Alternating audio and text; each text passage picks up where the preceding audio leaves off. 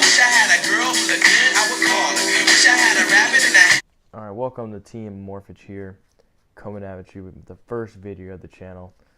Get you with this spicy deck profile. And when I say spice, it is spice. It's nothing you've ever seen before.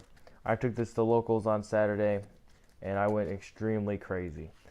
I went 6-0, perfect, flawless record. And now I'm gonna hit you with this deck profile.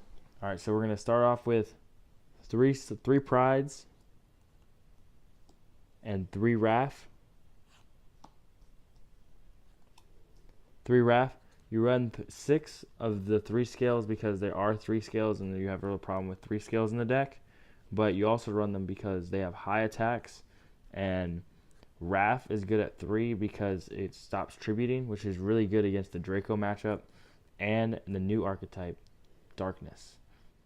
We run 3 Envies because his scale effect is absolutely terrible, but sometimes you need a 5 to get the Penge summon off. But he has a really big body, 2,500.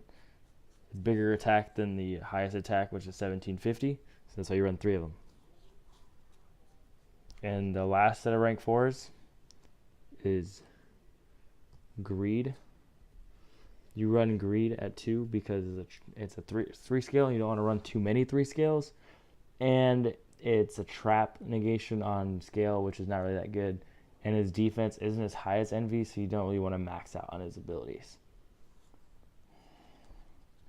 Then we're going on to the level 2s, which can't actually be Pendulum Summon in this deck unless you have a 1 scale. You run 2 Lecheri. I'm sorry if I butchered the name, but that's how I pronounce it. This stops spell effects. It has a terrible attack, which is 1,350, and even with increases from like other cards in the deck, it's still really mediocre. So you only run 2, and it can't be Pendulum Summoned, but you keep it at 2 because it's a 5, and you're gonna start running low on 5s. And he's a spell negation, really good. Then your next sale 2, which is really good, and that's why you run it at 3, which is Gluttony. If you notice that these are all like 7 deadly sins, nice little thing going on there. You run this at 3 because this stops monster effects, which is really good in today's format where everything has an effect, everything has a negation. The problem is only if this card was a 3, you run 3 of them because you run Gluttony in this all the time and side by side. But since this is a 5, you can't really do that. Then your big boss monsters, which you don't really run many of them. You run 1 Sloth because he is not really that good.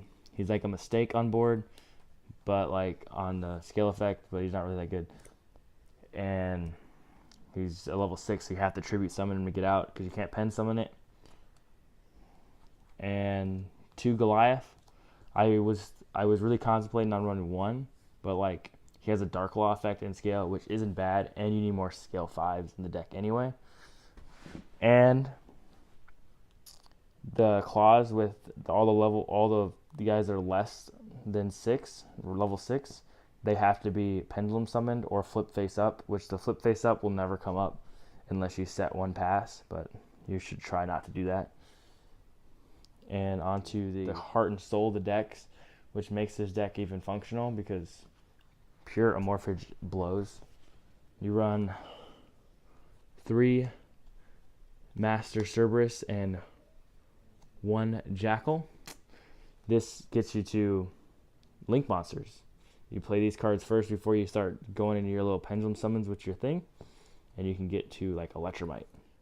3 Astrograph and 1 Stargazer. Just like in Magicians, it runs on consistency issues, which you need these to fill the gaps. You run 3 Chronograph and 1 Time Gazer. And then our last monsters is 2 Ash, 1 Ogre. I think I would probably cut these if I were to cut anything out of the deck. This is a 43 card deck, and these are the 3 extra cards I added.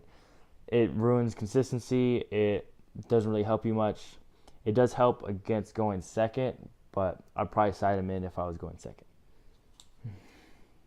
onto the spell cards. We're running 1 field spell, Persona, which is really good for you. For the people who don't know what this does, it has a attack increase for all Amorphage cards, which is alright. Helps them get over big things. And as a draw effect, so like all the scales, you have to tribute a monster every standby phase, or the scale gets blown up. If you tribute a monster, you draw a card. It's a free draw. It's up to 2 times for each scale, or just in general. So it's really good, but it's really bricky. Doesn't really do anything, doesn't search anything. So then the real reason that this deck even remotely functions is Infection, which is your searcher. So whenever a monster would be destroyed, any monster would be destroyed that you control, you search a Amorphage card, which is really good because you can just destroy stuff with Electromite and you get a free search. Or when a person attacks it, you get a free search. So then you pretty much replace the scale that you would have lost. And this is once per turn. And it increases your attacks of all your Amorphage cards by 100 for each Amorphage card on 4. For your final spells, you run 3 Potted Desires. I don't care what anyone says, this is a +1 in my book. All the way +1, because in this deck, you don't really care about your combo extenders. You just need more cards. Like, you want more cards to Pendulum Summon so you can have more cards to stay on board. So if your opponent does get over at least one of them, you still have more to tribute off your scales. And you want to keep your scales on board. For the traps, you only run 3. Lysis, which is kind of like Infection, but it decreases all monsters that aren't Amorphage cards by 100. So if you had 10 Amorphage cards on board, it decreases everyone by 1,000, and it stacks just the same, which is really good. And it also, whenever your scale would be destroyed by anything, you can replace your scale with an Amorphage card, which is really good. So like if you have Lysis on board and you put Astrograph in scale and use Astrograph's effect to special summon Tigers or whatever, you get a free Amorphage card in your scale already, and it searches any of them. So as long as they have Amorphage in its name, it searches them all, puts them in scale. It doesn't add it to the hand, so it can't be ashed, but it just puts it in scale. On to the extra deck, you summon Electromite. You summon it with something you specialed off of Astrograph, Master Cerberus, or Chronograph, or both, and 1 normal summon. You normal summon your rank 4 or lowers because they don't get their effect. You can't go in the extra deck. So you make him off of that. Then your other link monsters you can go into Underclock Taker, Metaltron, Warlord, Decode Talker. These are just basic link monsters that you possibly could go into. Most of the time you're not going to go into any of these, like ever, but you can. It's a chance. You need the option. If you have the option and you can do it, of course, like Tornado Dragon and Busca. And you can't really go into those very often because you pendulum summon a lot, so your cards are always had the effect you can't go into extra deck. But if you have the chance, and there's a chance you can go into it. And then Naruto, I made this guy one time in the locals I was at, because I pendulum summoned with Chronograph and Scale, and I pendulum summoned my King Jackal and Chronograph back to the board. I went to Naruto, and then I normal summoned Goliath and passed. No, then I attacked, but then he still was alive and I passed. Then Absolute and Vortex, which is really good because it's a free negate. Like, why wouldn't else you want that? Well, thanks for getting through this very long video of my deck profile, my spicy deck profile. Please hit that like button and hit that subscribe rail. Put that notification on, and catch it later and catch it next time.